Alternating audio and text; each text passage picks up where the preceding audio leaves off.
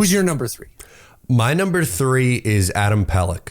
Okay. So, we both go with, I'm assuming he's not on your list either, but this is good. I like that. So we both kind of go off each other's boards for the third option. But for me, why I think Adam Pelech is under pressure is because in Adam Pelech's peak, as we know, he was one of the best shutdown defensemen in the NHL.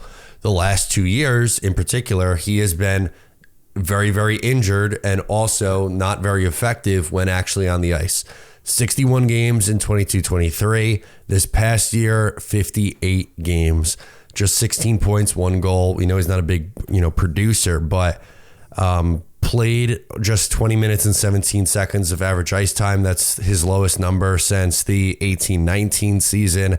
So it feels like the Islanders were kind of like not relying on him as much, which I'm okay with because of one, how he played, but also like the emergence of Romanov on the left side and, Noah Dobson as the top pair guy. But they need Adam Pelech. He doesn't have to be exactly what he was in 2020 and 2021, but he needs to be a good top 4 defenseman. And I can't say that Adam Pelech's been good the last 2 years. No. I think he's been a part of the reason why they've struggled at times.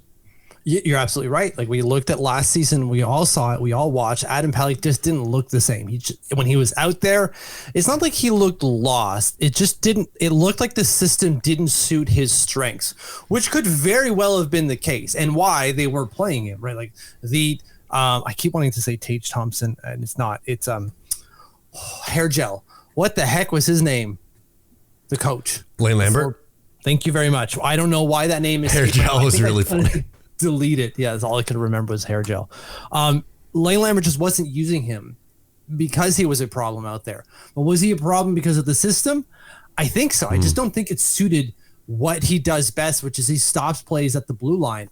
And they wanted to basically sit back. You're like, well, no, Adam Pelech's got to be a little bit more aggressive, at least in terms of the puck carrier coming in. He's got to stop him before he gets anywhere near the net. He's not the most...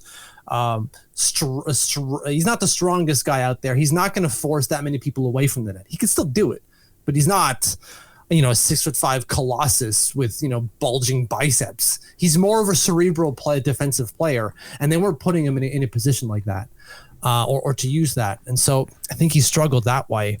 And when you've got, you're 29 years old going on 30, I believe later this year. He turns 30 in 2 days. Oh, okay. Woof. And you still have 5 years? 1, 2, 3, 4 years after this. So 5, yeah.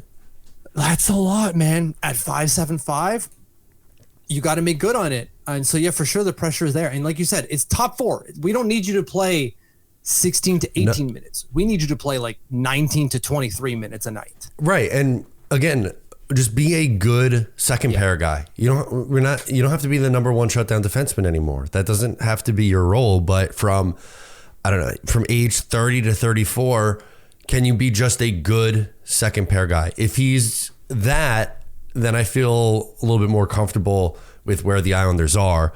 If the fall off continues, good God, that is a major issue. Absolutely. You're right. Because pair 3 is not a second pair on any other team in the NHL. They are a third pair. Yeah. Mike Riley, Scott Mayfield is a third pair as third pairs get. And if your second pair just disintegrates because Adam Pelech can't play anymore, oh my God, you're right. Like that is catastrophic because we don't have anyone to put in his place.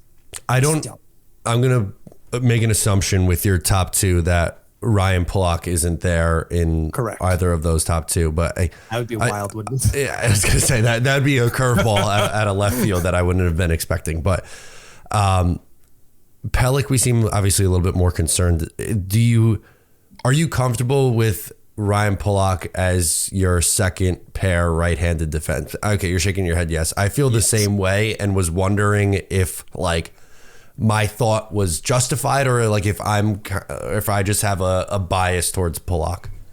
No, he looked good last year. I thought so. Specifically under Patrick Roy. He looked really good. When the defense was struggling in the transition, like near the end of Lane Lambert and near the beginning of Patrick Roy's tenure, there was some shakiness on that blue line, but Ryan Pulock was not one of those players.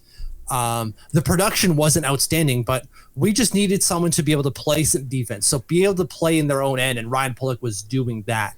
And he added a little bit of production, but nothing, that's popping off the charts type of thing, and that's fine. As long as we can solidify the back end, the offense will come. Unfortunately, the only solid thing in that specific time period was Ryan Pulock. So that's why I've got confidence going into next year. And I think you're kind of on the same boat, right? He also played a career high in ice time this past year, 22-33. Missed time, though. Yes. He played a full season in 22-23, but missed time in 21-22 and missed time this year. So they need a healthy Ryan Pulock. And if he's healthy this year, I have the confidence. So I was just kind of curious because they're obviously, I think we assume they're going to be paired together.